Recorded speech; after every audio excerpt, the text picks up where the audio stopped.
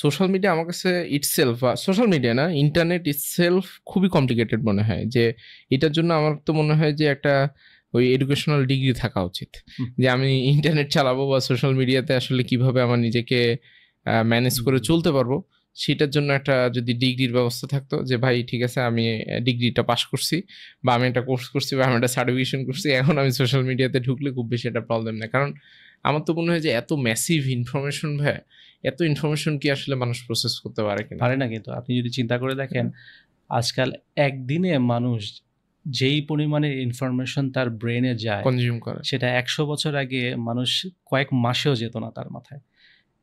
এক ঘন্টার মধ্যে আমরা হয়তো 100টা ছবি দেখি। 100টা ছবি কিন্তু ব্রেনের উপরে অনেক বড় লোড ফেলে। মানুষের ব্রেন কখনোই এই পরিমাণের ইনফরমেশন এত কম সময়ে নেওয়ার জন্য বানানো হয়নি। এক একটা ভিডিও চিন্তা করে দেখেন যে ভিডিওর মধ্যে কি পরিমাণে ইনফরমেশন আছে। তো 1 ঘন্টার মধ্যে আমরা আজকে যেই পরিমাণে ইনফরমেশন অ্যাবজর্ব করছি ব্রেনের মধ্যে, সেটা 100 বছর আগেও মানুষ হয়তো 10 বছরেও কনজিউম করতো না। তো মানুষের ব্রেইনের জন্য এটা কিন্তু একটা বড় ওভারলোড। তো এই কারণে আমি এই ওভারলোড নিতে নিতে কি আমরা একটু অভ্যস্ত হয়ে যাচ্ছি? অভ্যস্ত সবাই কিন্তু হচ্ছি না, কারণ এই ওভারলোডের কারণে আমরা ইমপেশেন্ট হয়ে যাচ্ছি, আমাদের ধৈর্য কমে যাচ্ছে, আমরা অনেক বেশি ম্যাটেরিয়ালিস্টিক হয়ে যাচ্ছি, নিজের ইগো বেড়ে যাচ্ছে অনেক বেশি। তারপর সোশ্যাল মিডিয়াতে যে হার্মগুলো হয় সেগুলো তো হচ্ছে ইনফরমেশন ওভারলোড থেকেই। ওভারঅল দেখা যায় যে মানুষ তার লাইফটা নিয়ে খুব একটা এখন আর ঠান্ডা মাথায় চিন্তা করে যে ডিসিশন নিবে, ঠান্ডা বা স্যাটিসফাইড না। হ্যাঁ, সে একে তো তার লাইফ নিয়ে স্যাটিসফাইড না, তারপরে তার ডিসিশনগুলো হচ্ছে খুব হুটহাট ডিসিশন হচ্ছে, ইম্পালসিভ হচ্ছে, এবং ইম্পালসিভ ডিসিশনগুলো হচ্ছে সে যা দেখে তার উপর বেস করে। খুবই ম্যানিপুলেটিভ, কিন্তু আপনাকে ম্যানিপুলেটিভ এমন ইনফরমেশন। ফেসবুক কিন্তু কন্টিনিউয়াসলি আমি যেটা দেখছি, ইউটিউবের অ্যালগোরিদম কিন্তু আমি দেখি যে ও মোটামুটি ওর প্যাটার্নের মধ্যেই থাকে।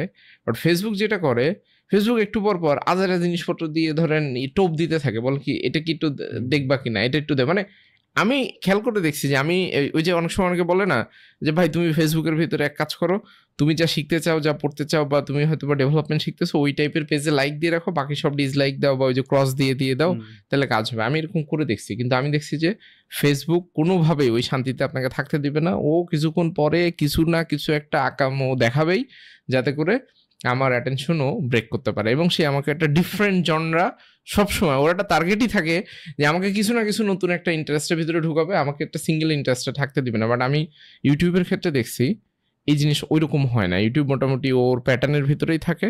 ও ধরেন হঠাৎ করে আনরিয়েলিস্টিক, বা আমি কখনো এই টাইপের ভিডিও দেখিই নাই, ধরেন নাচ গান বা এই টাইপের কোনো কিছু দেখি না, কোন নায়ক নায়কের কি হয়েছে আমি দেখিই নাই ফেসবুক। কিন্তু আমি ধরেন কোনো নায়ক নায়কের পেজটেজ এরকম জায়গাতে আমার এমন না যে আমি ফলো দিয়ে রাখছি বা লাইক করে রাখছি বা বেশি, এবং ওই জায়গাতে আমি আনফলো করে দিচ্ছি, তারপরেও দেখি যে কিছুদিন পরে ধরেন ও কিছু না কিছুতে ও একটা দিয়ে বসে আছে। আমরা তো ডিসকাস করতে পারি সোশ্যাল মিডিয়াগুলো এই যে অ্যালগোরিদমগুলো তৈরি করে, এগুলোর পিছনে তাদের অনেক ইভিল প্ল্যান আছে, তারা অনেক ইভিল প্ল্যান আছে। যেমন এই অ্যালগোরিদমগুলো, সোশ্যাল মিডিয়াগুলো তৈরি করে কন্ট্রোভার্সিকে প্রমোট করার জন্য, কারণ তারা জানে মানুষ কন্ট্রোভার্সি পছন্দ করে। আপনি দেখবেন যে আপনার সোশ্যাল মিডিয়া ফিডে একবার স্ক্রোল করার পরে যদি আপনি কোনো কন্ট্রোভার্সি দেখতে না পান, হয়তো আপনি ফোন রেখে দিয়ে চলে যাবেন, কিন্তু স্ক্রোল করার পর একটা কন্ট্রোভার্সি দেখবেন, আটকায় যাবেন, আবার একটু স্ক্রোল করে একটা কন্ট্রোভার্সি দেখবেন, আটকায় যাবেন। তো এই সোশ্যাল মিডিয়াগুলো জানে যে মানুষকে কন্টিনিউয়াসলি কন্ট্রোভার্সি দেখাতে হবে।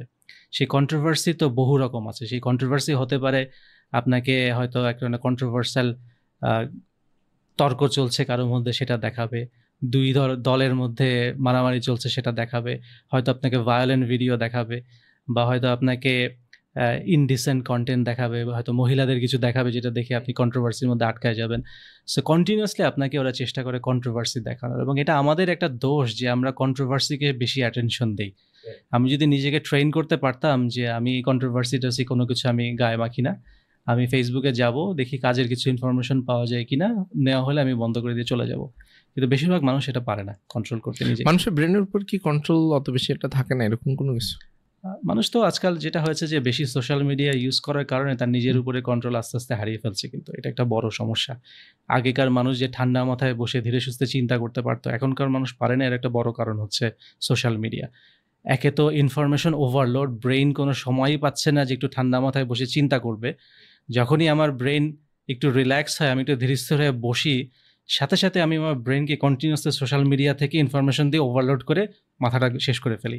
So আমি যে ওটা ঠান্ডা কিন্তু মাথায় আমরা ভাবি 10 যে মিনিট চিন্তা করব, ওটা কিন্তু আমরা ভাবি এন্টারটেইনমেন্ট। হ্যাঁ সেটাই কিন্তু একটা খুব বড় ভুল ধারণা, যে আমি যদি আমার ব্রেনকে কিছুই না করে 10 মিনিট চুপচাপ বসে থাকতে দিতাম, সাথে সাথে আমার ব্রেন অনেক ক্রিয়েটিভ চিন্তা করা শুরু করতো, আমার লাইফের ভুল ডিসিশনগুলো রিভিউ করা শুরু করতো, এটা চিন্তা মানুষ করা শুরু করতে চায় করতো না যে ভাই। প্ল্যান কি করতে হবে নেক্সট ডেঞ্জারাস আছে।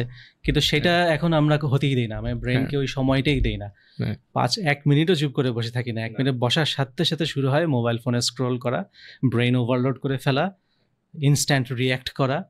এই যে রিয়াকশনগুলো ফেসবুকেতে দেওয়াই হয়েছে যাতে ইনস্ট্যান্টলি রিয়্যাক্ট আর করি, কিছু হইলে কমেন্ট করতে হবে, এটা একেবারে কমেন্ট করতে হবেই, আমি একটা মতামত দিতে হবে, জানি আর না জানি কিছু একটা তো আমাকে বলতে হবেই।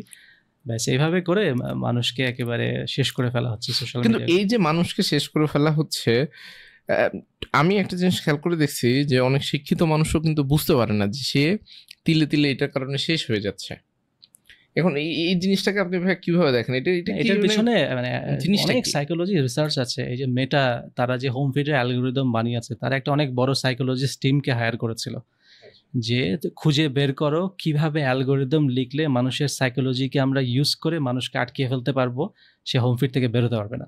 কারণ আপনি দেখেন যে আপনি যদি ফেসবুকের ইউজারদেরকে 10% বেশি সময় রাখতে পারেন, তাহলে তো মেটার রেভিনিউ 10% বেড়ে যাবে, সে আরও বেশি অ্যাড দেখাতে পারবে। তো আপনাকে 1 ঘন্টার জায়গায় 1 ঘন্টা 10 মিনিটও যদি রাখা যায়, মেটার অনেক বড় লাভ। তো এই কারণে ওরা যত খরচ করার দরকার করে চেষ্টা করেছে যে এমন অ্যালগরিদম বানানো যাতে আপনি বের হতে না পারেন।